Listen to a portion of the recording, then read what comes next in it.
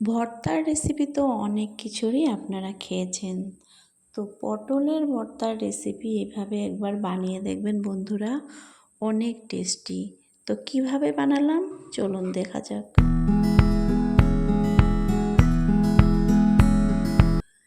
Hello everyone, আমার রান্নাবাটি চ্যানেলে আপনাদেরকে অনেক অনেক স্বাগতম। আমি পুষ্পাঞ্জলি।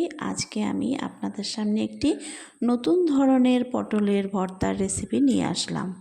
কিছুদিন আগে আমি একটি ভর্তার রেসিপি আপনাদের সামনে শেয়ার করেছিলাম।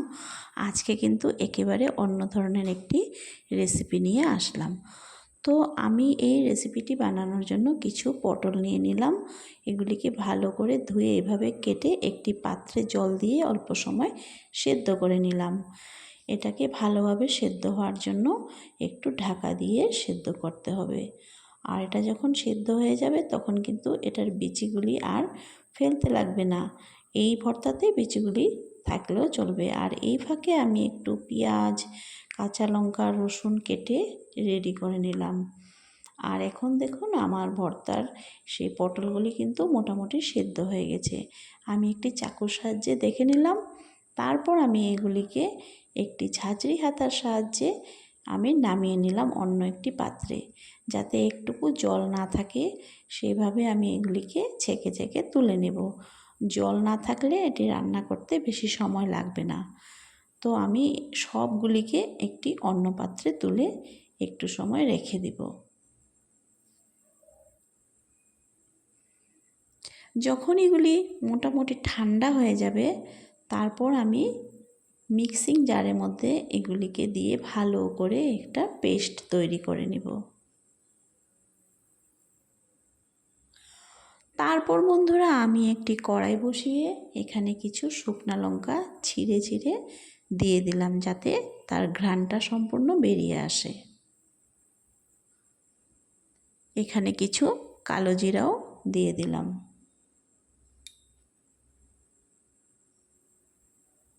তারপর এগুলিকে একটু নাড়িয়ে চাড়িয়ে এখানে কিছু কুচি করে রাখা রসুন দিয়ে দিলাম।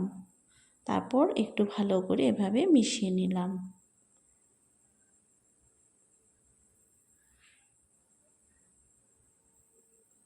এখন এখানে আমি কুচি করে রাখা কিছু কাঁচা লঙ্কা আর কয়েকটা অল্প বড় বড় কাঁচা লঙ্কা দিয়ে ভালো করে এগুলিকে নাড়িয়ে চাড়িয়ে এভাবে মিশিয়ে নিলাম। এখন আমি এখানে কেটে রাখা পেঁয়াজগুলিকে দিয়ে দিলাম। এভাবে বড় বড় করেই কেটে নিয়েছিলাম আমি পেঁয়াজগুলি, তো একটু বেশি করে দিলেই ভালো হয়। তো এখানে আমি ছোট ছোট দুটো পেঁয়াজ নিয়েছি। তো আপনারা আপনাদের পরিমাণ মতো দিতে পারেন। দিয়ে এভাবে ভালো করে মিশিয়ে এখানে অল্প হলুদ গুঁড়ো আর একটু লঙ্কা গুঁড়া আর রঙের জন্য একটু কাশ্মীরি লঙ্কার গুঁড়া দিয়ে দিব। এখানে আমার বেশি মশলা লাগবে না। আর আপনারা চাইলে সামান্য পরিমাণে একটু জিরে গুঁড়াও দিতে পারেন, সেটা অপশনাল, না দিলেও চলবে। তারপর আমি এগুলিকে ভালো করে এভাবে মিশিয়ে নিলাম। এখন আমি পেস্ট করে রাখা পটলের যেই পেস্ট আমি বানিয়েছিলাম সেটাও এখানে আমি অ্যাড করে দিলাম। দেখুন কি সুন্দর পেস্ট হয়েছে। এখন আমি এগুলিকে খুব ভালো করে রান্না করে নেব। যতক্ষণ না এগুলি থেকে জল ছেড়ে যাবে ততক্ষণ আমি এভাবে নাড়াতে থাকবো। একটু ধৈর্য ধরে এটাকে রান্না করতে হবে, যাতে নিচে লেগে না যায়। এভাবে নাড়িয়ে চাড়িয়ে ভালো করে জলটা শুকিয়ে নিতে হবে। এখন আমি এখানে পরিমাণ মতো নুন দিয়ে দেব।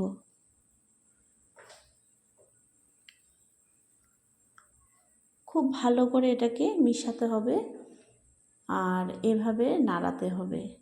খুব টেস্ট লাগে বন্ধুরা, এই ভর্তাটা একবার বানিয়ে দেখবেন। এটা একেবারে অন্যরকম। আগের ভর্তাটাও কিন্তু অনেক টেস্ট ছিল, আর এই ভর্তাটাও একবার বাড়িতে বানিয়ে ট্রাই করে দেখবেন।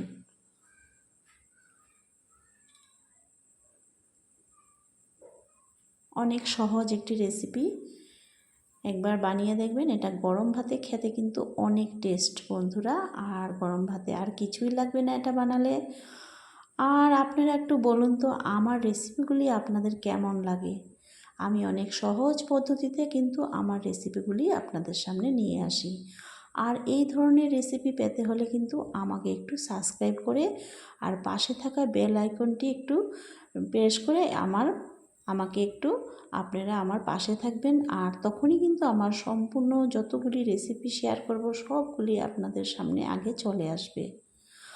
আর শেষে কিন্তু একটু সর্ষের তেল দিয়ে দিতে হবে, তবে আরও টেস্ট লাগবে বন্ধুরা। তো তৈরি হয়ে গেল আমার ভর্তাটি।